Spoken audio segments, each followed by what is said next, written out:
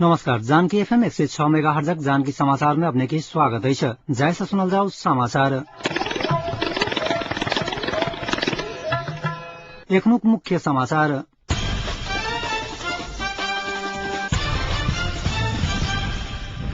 आदिवासी जनजाति दलित गणतांत्रिक मोर्चाद्वारा सशस्त्र विद्रोह में जाएके धमकी। आपूर्ति मंत्री महतो के होटल व्यवसायी सब देखला कारी झण्डा। तराई मधेस लोकतांत्रिक पार्टी जनजागरण अभियान आयोजन कर लागल आ दल सब बीच सहमति भेला के बादे संसदक अधिवेशन बजावक चाही। नेकपा मालेक महासचिव मैनाली कहब।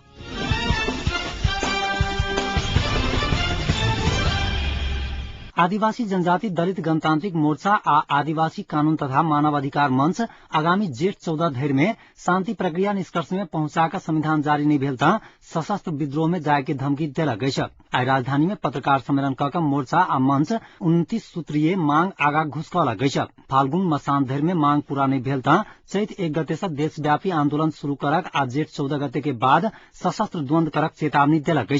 पत्रकार सम्मेलन में मोर्चा कार्यवाहक अध्यक्ष किशोर कुमार विश्वास आबो संविधान सभा समय सीमा बढ़ावा काज में दल सब लागल त अपना सबके मान्य नहीं हैत बतौली नहीं। पत्रकार सम्मेलन में पहिल चरणक आंदोलन सेहो सार्वजनिक कयल गेल छल। जाहि अनुसार 29 सूत्रीय मांग पत्र बुझावक नारा, जुलूस, धरना, घेराव, रैली, ओइके बाद भद्र अवज्ञा अंतर्गत केंद्रीय आ स्थानीय सरकार बहिष्कार आ 6 से 1 सभासद सबके अवज्ञा सहित गई।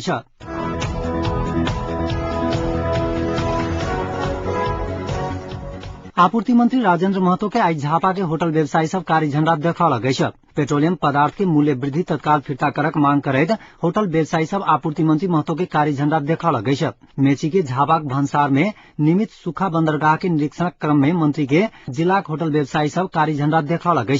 कारी झण्डा देखावा क्रम में पुलिस आ प्रदर्शनकारी बीच झण्डा छिना छिनवल सेहो भेल छल। झापा में आयोजित कार्यकर्ता जमघट के संबोधन करक क्रम में मंत्री महतो सहितक टोली 4:30 बजे बिरिया में बंदरगाह प्रवेश कैने छलैथ। एहि बीच मंत्री महतो पेट्रोलियम पदार्थक मूल्य वृद्धि कोनो हालत में फिर्ता नहीं हैत स्पष्ट कैने छैथ।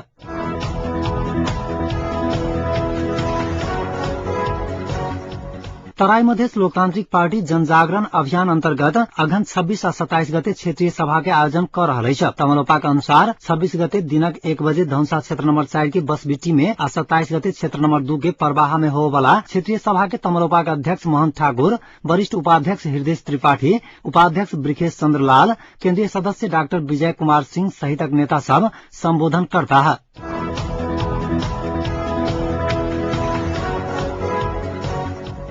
नेकपा मालेक महासचिव सीपी मैनाली दल सब बीच सहमति भेला के बाद मात्रे संसद अधिवेशन बजेबाक चाही बतौली नहीं। वीरगंज में आई अखिल नेपाल प्रगतिशील किसान संघक दोसर राष्ट्रीय सम्मेलन के उद्घाटन करैत महासचिव मैनाली संसद अधिवेशन बजाबा से पहिने दल सब बीच सहमति भेनाई आवश्यक रहल बतौली नहीं। प्रमुख दल सब सत्ता केन्द्रित भेला के कारणे देश में राजनैतिक अनिश्चितता बढ़ल हुनक कहब छलैन। ओ माओवादी शांति समझौता विपरीत शिविर में रहल लड़ाकू सबके पार्टी के विस्तारित बैसार में सहभागी कराकर शांति आ संविधान निर्माण प्रक्रिया के जटिलता तरफ धकेलने आरोप लगौले नहीं छ।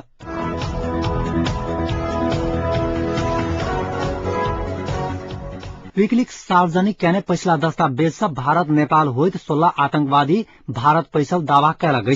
अमेरिकी राष्ट्रीय सुरक्षा सलाहकार जेम्स जोन्स आ भारतीय रक्षा मंत्री एके एंटोनी बीच 2009 जून 26 में भेल भेंट में भारत के तत्कालीन सेना प्रमुख दीपक कपूर नेपाल होइत कम्ती में 16 गोटे पाकिस्तानी आतंकवादी भारत पैसल बतौने नयाँ दिल्ली स्थित अमेरिकी दूतावास विदेश विभाग में पठाउने दस्तावेज में उल्लेख है। काश्मीर विवाद में पाकिस्तानक केहन प्रतिक्रिया है कहिका एंटोनी पूछने प्रश्नक जवाब में कपूर कहले जे आतंकवाद विरुद्ध के अभियान में भारत के लेल अखन नेपाल संग के खुला सीमाना मुख्य समस्या बनल है। सन 2009 में मात्र कम्ती में 16 गोटे आतंकवादी नेपाल के रास्ता होइत काश्मीर पहुंचल है। ऐसा आगू विकिलीक्स सार्वजनिक कैने अमेरिकी दस्तावेज में पाकिस्तानी आतंकवादी संगठन लश्कर ए तैयबा नेपाल में सेहो संगठन विस्तार कैने बताओल गेल छल। विकिलीक्स नेपाल स्थित अमेरिकी दूतावास विदेश विभाग के पठौने 2000 से बेसी गोप्य दस्तावेज सेहो सार्वजनिक कर रहल है।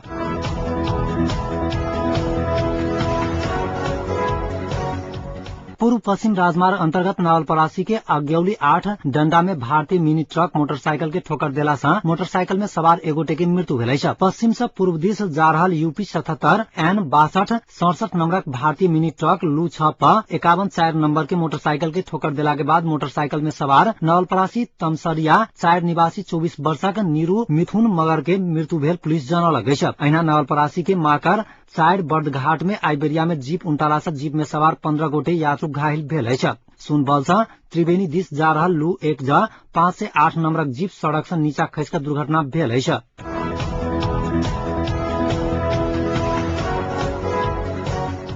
विगत एक वर्ष में धनुषा सहित मध्यमांचलक 8टा जिला में 45टा सर्वसाधारण के हत्या भेल अछि। 62वां अंतर्राष्ट्रीय मानवाधिकार दिवस के अवसर पर राष्ट्रीय मानवाधिकार आयोग क्षेत्रीय कार्यालय जनकपुर मानवाधिकारक अवस्था एवं चुनौती आ उपाय विषयक अंतर्क्रिया कार्यक्रम में ई तथ्यांक सार्वजनिक कयल गेल अछि। मानवाधिकारक हनन के घटना अंतर्गत धनुषा में मात्र 14 गोटे के हत्या भेल अछि, जाहि में से 6टा हत्याक घटना राज्य पक्ष द्वारा कयल गेल आयोग द्वारा सार्वजनिक तथ्यांक में उल्लेख अछि। तहिना विगत एक वर्ष में धनुषा में 5टा अपहरण, 3टा बम विस्फोटक, 3टा दहेज एवं अन्य कारण से महिला के हत्या, 3टा बलात्कार सहितक 46टा विभिन्न प्रकारक मानवाधिकार उल्लंघन के घटना आयोग सार्वजनिक कयलक अछि। हत्या कुल 45टा घटना में से महोत्तरी में 9, सर्लाही में 4, रौतहट में 5, बारा में 10, पर्सा में 3 गोटे के हत्या भेल अछि। सिंधली तथा मकवानपुर में हत्याक एकोटा घटना नहीं रहल आयोगक तथ्यांक में उल्लेख अछि। तथ्यांक सार्वजनिक करैत आयोगक निमित्त क्षेत्रीय निर्देशक बुद्ध नारायण सहनी प्रभावकारी शांति सुरक्षा एवं विद्यमान दंडहीनता मानवाधिकार हनन के मुख्य कारक रहल बतौलनि अछि। मानवाधिकारक समान संरक्षण एवं प्रभावकारी कार्यान्वयन के लेल मानव अधिकार संबंधी जनचेतनाक अभिवृद्धि, न्याय प्रशासन के प्रभावकारी होबऽ जरूरी अछि, सहनी बतौलनि अछि। कार्यक्रम में धनुषाक सहायक प्रमुख जिलाधिकारी खड्गराज शर्मा, जिला न्यायाधीश विमल ढुंगेल, जनकपुर अंचलक प्रहरी प्रमुख नवराज सिलवाल सहितक व्यक्ति के उपस्थिति छलनि।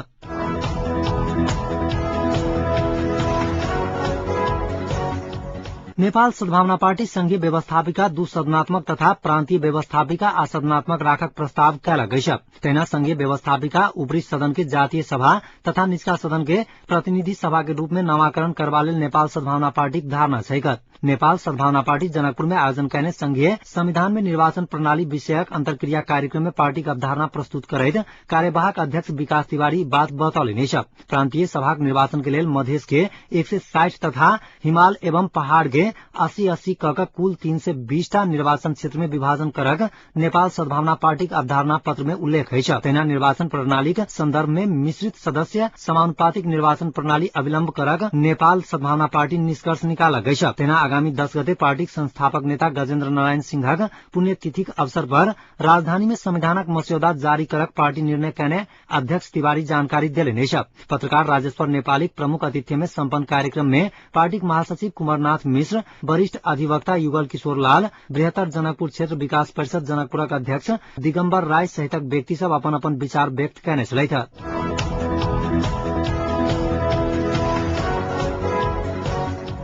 नेकपा एमालेक महासचिव ईश्वर पोखरेल माओवादी लड़ाकू के व्यवस्थापन नहीं होबऽ धैर दल सब बीच सहमति होबऽ नहीं सकत बतौलनि अछि।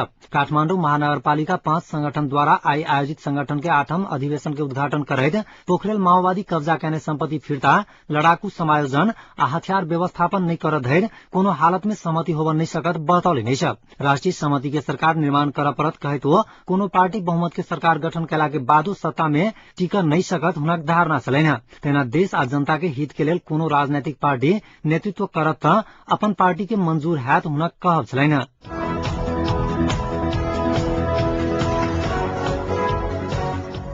नेपाली कांग्रेसक वरिष्ठ नेता शेरबहादुर देउवा पदाधिकारी मनोनयन विवाद संदर्भ में अपना निकट के केंद्रीय सदस्य आ सभासद सबसे परामर्श कर रहल छथि। देउवा आई बूढ़ा नीलकंठ स्थित अपने निवास में केंद्रीय सदस्य, पूर्व केंद्रीय सदस्य आ सभासद सबके परामर्श के लेल बजौने छथि। पदाधिकारी मनोनयन प्रस्तावक संदर्भ में पार्टी में विवाद चलि रहल समय में भावी रणनीति तय करक लेल देउवा अपन पक्षधर सब संग अलगेत विमर्श कर रहल बतौलनि अछि। देउवा काल्हि 2 दर्जन जिलाक सभापति सब संग परामर्श कयने छलथि। वरिष्ठ नेता देउवा एक व्यक्ति एक पद के आधार में पदाधिकारी मनोनयन होबक चाही बतबैत आबि रहल छथि।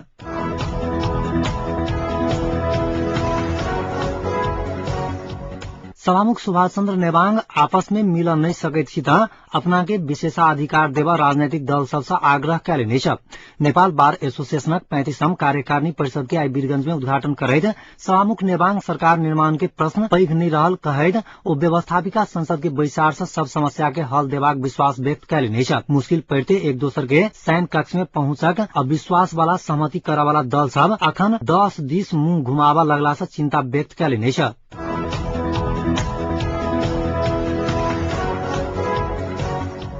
संविधान निर्माण में देखल गेल विवाद समाधान कर गठित उच्च स्तरीय राजनैतिक कार्यदलक बैसार में आई थप 10 मुद्दा में सहमति भेल अछि।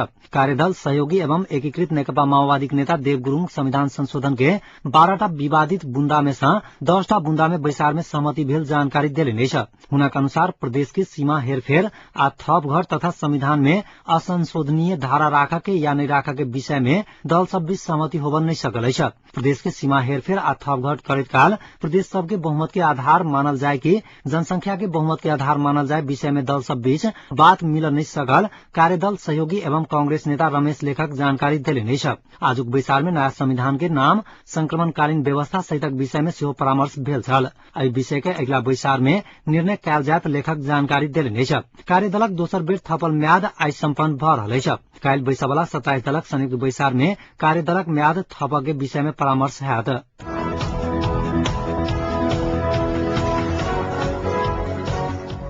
महोत्तरी के जलेश्वर में आई भिनसर भेटल बम के नेपाली सेनाक टोली निष्क्रिय कैला गई।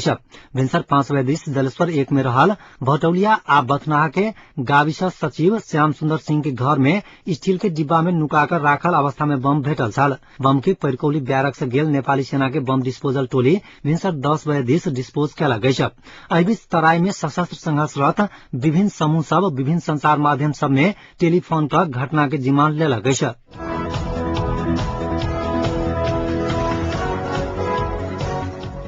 आप जनकपुरक तापक्रम अखन जनकपुरक तापक्रम 24.5 डिग्री सेल्सियस रहल अछि।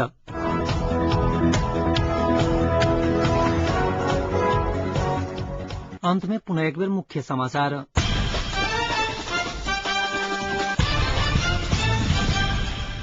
आदिवासी जनजाति दलित गणतांत्रिक मोर्चा द्वारा सशस्त्र विद्रोह में जाए के धमकी आपूर्ति मंत्री महतो के होटल व्यवसायी सब देखला कारी झंडा। तराई मधेश लोकतांत्रिक पार्टी जनजागरण अभियान आयोजन करा लागल आ दल सब बीच सहमति भेला के बादे संसदक अधिवेशन बजावक चाही नेकपा मालेक महासचिव मैनाली कहब।